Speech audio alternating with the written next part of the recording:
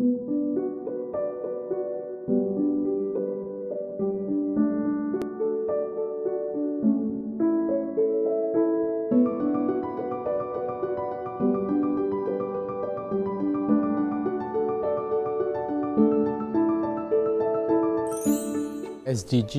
is the last hope that we have to have a sustainable world.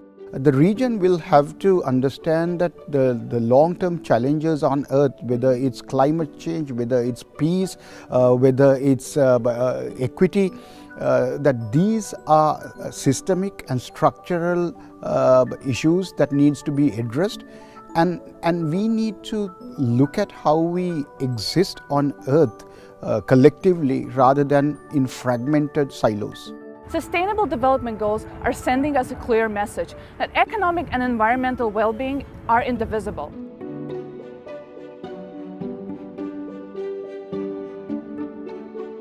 Financing is the catalyst. All of this will mean something more if we can truly democratize the capital markets so that a woman sitting in Laos, a woman sitting in Laos, can be actually growing her business by getting some funding for, say, someone sitting in Bangladesh, and Hassan sitting in Bangladesh, and basically being able to be the investor. So it really is everyone becomes an investor, everyone becomes an entrepreneur. Making use of ICT as the vehicle, leveraging it, coming up with all these infrastructure and innovative solutions. To me, that's the key. Access to reliable, cheap energy. Cheap because everyone should be able to afford it, regardless of where they work. And also clean because it has to be, you have to ensure that emission of carbon dioxide is cut short.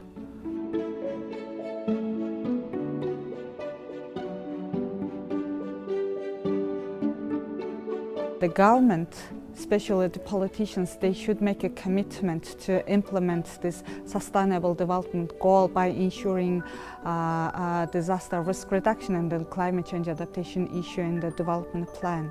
For me, the most important goal for Asia and Pacific is Goal 13, taking action against climate change.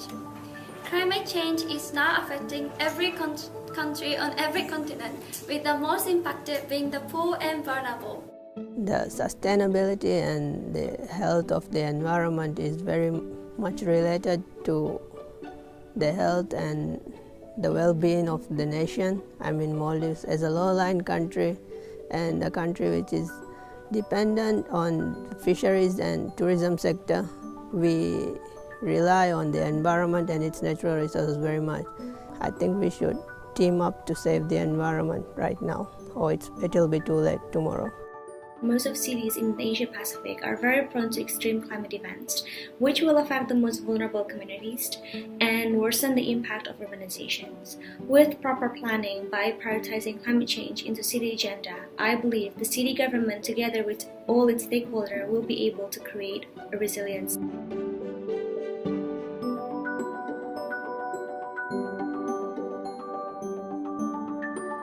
We have to look at consumption patterns at a global level where we need an absolute reduction in material throughput and energy use, but we also have to look at national levels, and very important, we have to start looking at different stakeholder groups like youth, and we have to be looking at our cities, because this is the thriving hub of the economy. Most important thing is not only to provide a kind of enough water to the people, but to have a safe water to the people, especially on the sanitation improvement. That's very important.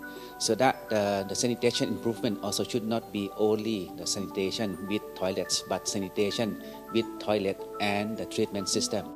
Access to clean and affordable water just means that people will be healthier, and when you have healthy people, you improve your livelihoods, and people are more active and around the community. And so if you have an active community, this is a great chance for people to adapt to changes of climate change.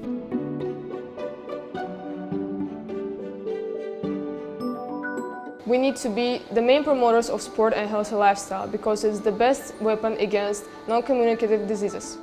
What I feel is healthy life is very much important in today's time, because in this past life, nobody is able to take care of his healthy life. Ideally, we'll see parity between men and women, not just in terms of social welfare, but also in terms of workforce, in terms of politics, in terms of the economic participation of women.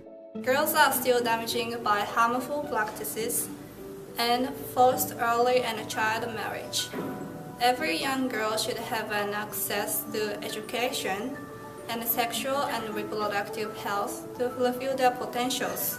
The region has been really successful on some fronts in eradicating gender inequality, but I really feel that they need to improve, for example, the sectors that they reach out to. So in particular, my point of view is always to focus on the youth, because the youth, as I have proven now, can really make a difference and make a stand on their own when they're given the opportunities to present their opinions and to do what their power enables them to. Everyone needs education, especially women with disability. If they have good education, they will have a good job or good income. The key for socio-economic development is the ability to unleash the creative potential of our children through a high-quality educational system, through having strong science and technology institutions, through having an ecosystem where innovation is promoted, and through having linkages with industry and agriculture.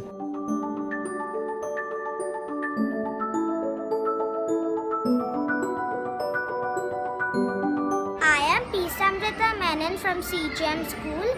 I want every girl child to be educated like me. I believe that any issue in the world can be tackled with education if you provide a child with the right amount of skills, with the right amount of exposure and education. That broadens the perspective of a child, and he looks at things differently, and that helps him become a leader himself. And so all these other things that we worry about can be tackled if we create leaders like these. The whole point of SDG for us is no one left behind. Even if we cannot see or cannot hear, we have vision and we have voice. Democracy and good governance are complementary. Peace, sustainable peace.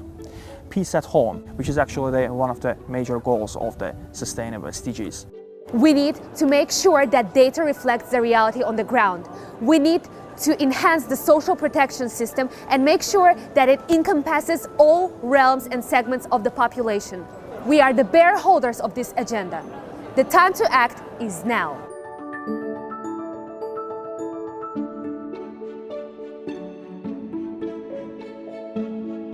A successful sustainable development agenda can only take place when both the private sector and the public sector, of course with the civil society, work together to achieve these sustainable development goals. For this, we need partnerships at all levels. The ESCAP should display some kind of roadmap for all these countries, a kind of menu that they can provide, and out of these menus, some countries can provide, do better on this, better on that, so that they can be very selective in terms of achieving whatever the priority they have. Not one island nation can survive or can do anything by itself. So in the past years, we've worked closely with other governments, and we truly believe that by working together with the other governments, we can somehow pursue this further, pursue the agenda of conserving water and advocating for mitigation options for climate change, especially for our region, because we know that we are definitely a few disasters away from being extinct. It's incumbent upon the Asia-Pacific community to demonstrate how we could achieve the SDGs using science, technology and innovation. But there's one gap though that we need to realize. For most of the countries, the developing countries in this region, we lack capacity, we lack the skill, we lack the know-how. So we need to build on that so that individual countries could be more prepared in addressing the challenges of the SDG. Asia has a key to attain sustainability of the world. But Asia lacks good governance in that sense to promote sustainability agenda, and also basic resources needed for that. And now world is really committed to this, and more funding, more technologies, and more capacity building opportunities are going to be created, and therefore Asia should grasp these opportunities to make itself more sustainable. We want education for all.